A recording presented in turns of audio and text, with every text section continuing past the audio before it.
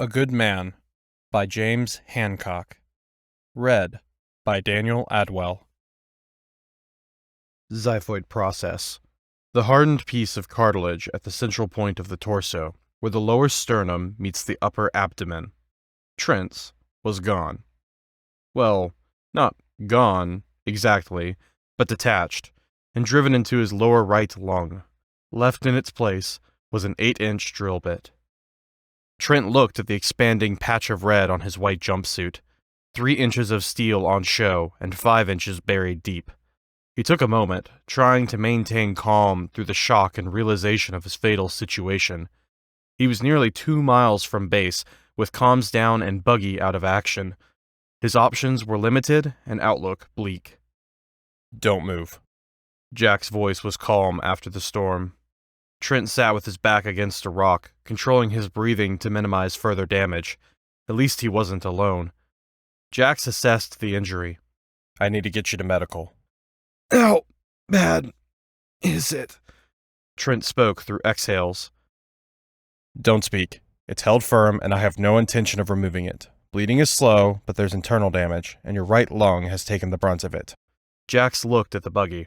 The storm had hit pretty hard, and there were tools scattered for 100 meters in all directions. Everything was covered in dust and rock debris. Even if I can find the first aid kit, and it's intact, it won't be enough.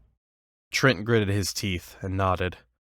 Mars 1 was in its 5th year of operation, and terraforming efforts were going exactly to plan.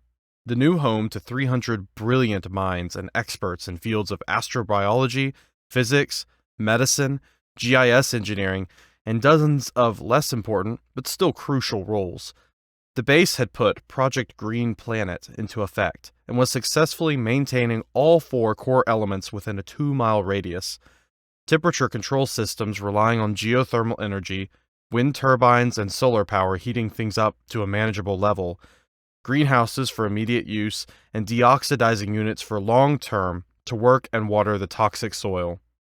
Weather warning beacons on the outer edge were an important part of surviving Mars's unpredictable and often last-minute dust storms, and atmosphere units at 36 points from Mars 1 to the outer edge 2 miles away, creating a breathable air, but not without their problems.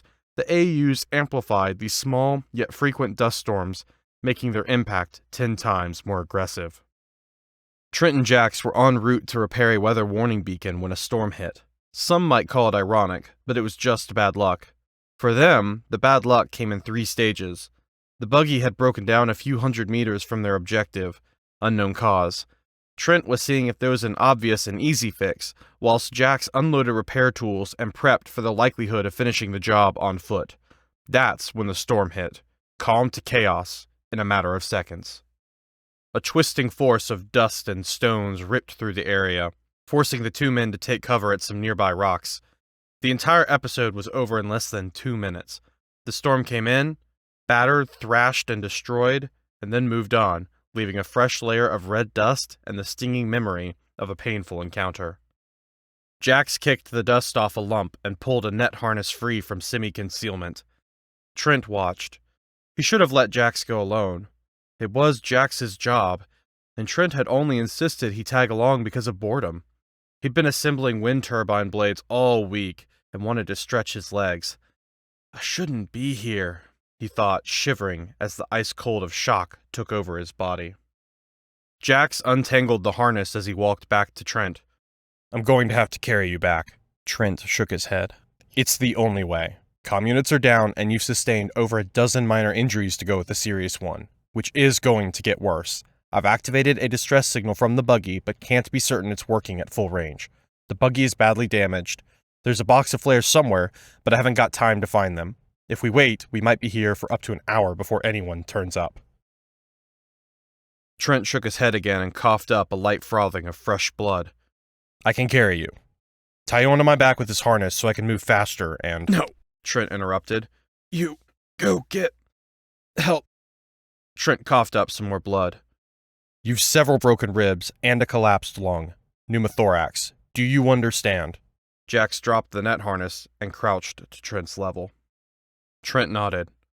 Are you sure? Trent nodded again. Go! Jax placed a hand on Trent's forehead. Hang in there. I'll be quick. Wasting no time, Jax turned and ran. Trent sat and watched as Jax sprinted away. He wouldn't stop until he was back at base. In 10 minutes, Jax would be rounding up a medical team and rescue rover at Mars 1. Just sit and wait, Trent thought, listening to the rattle of his liquid breaths. Just sit and wait. Jax wasn't unscathed himself, but even with many small cuts and bruises, he hadn't slowed, and reached Mars 1 10 minutes later, and assembled a recovery team in less than 5. In the back of the rover, Harrington rigged up a bag of plasma and checked her equipment as Wilkes sprayed and wiped the surgery table. Trent would be treated on-site, in the medical rover, and by 3 of the best. Even though his current duty was driving the medical rover to Trent's position, Jax was a skilled surgeon and would play an important part in the task ahead. Driving as fast as the rover allowed, they were on site 5 minutes later and rushing from the vehicle to the aid of their colleague. Trent's eyes fixed on the 3 individuals as they hastily approached. Eyes fixed in the hope of a speedy rescue, as they had been when he passed away minutes before. "No!" Jax yelled and fell to his knees. Wilkes checked for a pulse and shook his head as he glanced at Harrington. Harrington rested their medical bag by her feet and placed a hand on Jack's shoulder. "You did everything you could." "I should have carried him back!" Jax punched the dirt. Wilkes closed Trent's eyes. "He wouldn't have survived it." "He might have! I should have tried!" Jax buried his head in his hands and cried. Wilkes went to comfort Jax, but Harrington shook her head and held up a hand to leave him. "I failed him! The mission! My duty, I failed!" Jax held his face in shame, tears rolling down his cheeks. "I'm sorry, my friend!" Wilkes looked at Harrington. His eyes said it all. "He's in pain. Please, let me help him." "Get the stretcher, Jax. We'll take him back now." Harrington's tone held little emotion. Jax got up, wiped away his tears, and walked with purpose back to the rover, one order at a time. Wilkes stared at Harrington. "What can we do?" "They make them too human now." Harrington looked at Jax as he climbed into the back of the rover. "He'll be okay. We'll fix him up and they'll run the bereavement program. He'll be fine." "I hope so," Wilkes said. "He's a good man."